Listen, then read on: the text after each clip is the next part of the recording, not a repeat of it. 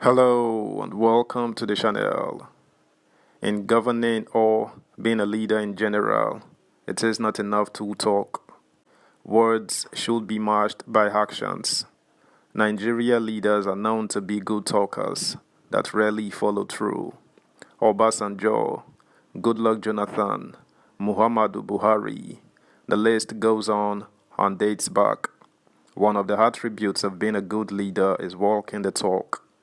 Can President Tinubu do that effectively? Subscribe, like, share, and comment. Thank you. Security. Tinubu should walk the talk.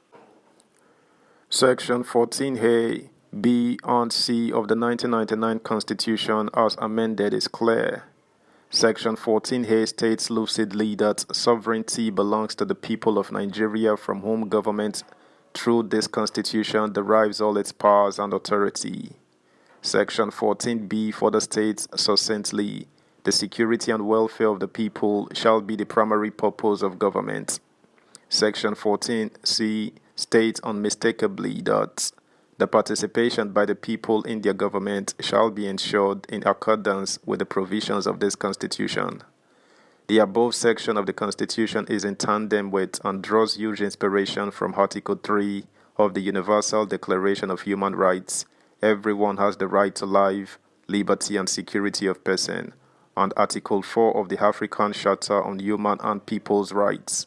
Human beings are inviolable. Every human being shall be entitled to respect for his life and the integrity of his person. No one may be arbitrarily deprived of this right. These two articles lay premium on the sanctity of human life and the obligation of the state to protect the precious lives of its citizens. Arising from these provisions and cognizant of the heightened insecurity and the resurgence of racism, banditry, and napping in the past few months, the President, Chief Bola Ahmed Tinubu, vowed to address these evils in his inaugural address. He followed this resolve by appointing service chiefs and a national security advisor in the first 30 days of his administration. He also, in a meeting with the service chiefs, charged them to work as a team. To underscore the fact that the President is focused on the dire security challenges confronting the country, he assured Nigerians at a recent ceremony of the 2023 Nigerian Army Day celebration and the 160th anniversary of the Nigerian Army in Ibadan that his government will address all threats and national security challenges within the shortest possible time. He said, I assure the Nigerian Army and the entire armed forces of my commitment to their welfare, and I will address the issue of equipment, insufficient funding, and other factors constraining their efficient operation. It is heartwarming that this heightened insecurity and the genocidal killings of Nigerians by racists have been preoccupied and profoundly concerned the President. For him, insecurity has thus far assumed the status of a refrain and a leitmotif. This is how it should be, because the first and most vitally important obligation of the state and those who superintend over it is to protect the citizens. A state, in classical literature, is deemed to have failed or abdicated its responsibilities if it manifests the following tendencies: rise in political and criminal violence, loss of control of borders, rise in ethnic, religious, and cultural hostilities, a civil war raging against its citizens, weak institutions, food shortages, high level of unemployment, high level of inflation, a falling gross domestic product, GDP, infant mortality, etc. From the aforementioned, we are at the brink of state failure. Suddenly, and especially under its predecessors on Song Watch, we ranked in the league of such squalid backwaters as Sudan, Somalia, and Afghanistan. Not less than 60,000 Nigerians were needlessly slaughtered under the sad and lamentable watch of his predecessor. More than 20 million Nigerian youths were and are without jobs. Inflation has since surpassed the 20% mark.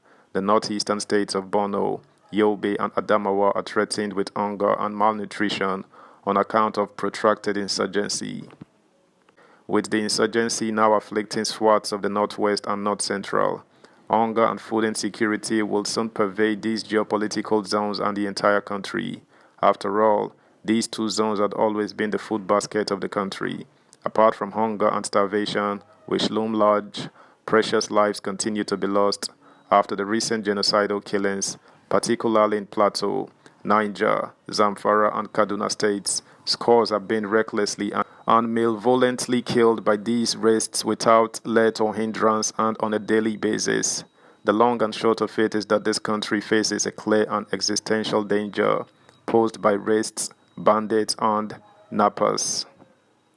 Subscribe, like, share, comment, and please turn the notification bell on. Thank you. This horrid state of affairs portrays the government as inept and suffering from dereliction of its duty. It presents it as callous and setting little or no store by human lives. The upshot of this is that we come across the decent folks and members of the international community as savages, to be kept at a distance or serve as the butt of cruel jokes. In this kind of unflattering context, no serious investor will put his hard-earned money in an unsafe haven. Our quest for foreign direct investment (FDI) will thus be a wasted and quixotic effort, which is why the president must focus on the issue of racism, banditry, and criminality like the laser beam. The newly appointed service chiefs and the National Security Advisor have told us of their determination to secure the country, but we have heard of similar glib refrains and rhetoric in the past, until the former president, Muhammadu Buhari, after considerable pressure and hectoring, gave an order in October last year to neutralize the risks. The security agencies were encumbered. The security agencies, however, proved their mettle upon being given permission to take out the risks. They need to be given another clear and loud, unmistakable order by the president. For good measure, they should be given a deadline as to when this should be done. This is how the president can walk his talk. This is how he can save his compatriots who are being cut down in their numbers every day. This is how he can rise to the challenge, performing his constitutional duty, and this is how he can invest in and earn the trust and confidence of an embattled people. In accomplishing this task and meeting this deadline, our security agencies must bring to bear their individual talents and resources. The intelligence services must provide correct information as to the location and disposition of the risks. The Air Force should strafe their positions with precision, thereby minimizing collateral damage. The Army can then come in, using the artillery, armor, and deploying boots on the ground to mop them up. There should be muscular cooperation and synergy among the services. There should be exquisite coordination and no inter-service and agency rivalry. When this mission is accomplished, our armed forces can then address the long-term issues of professionalism, training, and schedule. The police should be empowered to surveil the country while the armed forces are limited to their traditional tasks of protecting the country's territorial integrity. A situation where the army is involved in squashing violence all over the country stretches its resources thinly and compromises its professionalism. It also diminishes the police, which remit it is to play that role. It is when security agencies adhere strictly and rigorously to professionalism and their areas of specialty that their tasks are carried out expertly and effectively. That's the news, guys. Thanks for listening. Until next time. Bye.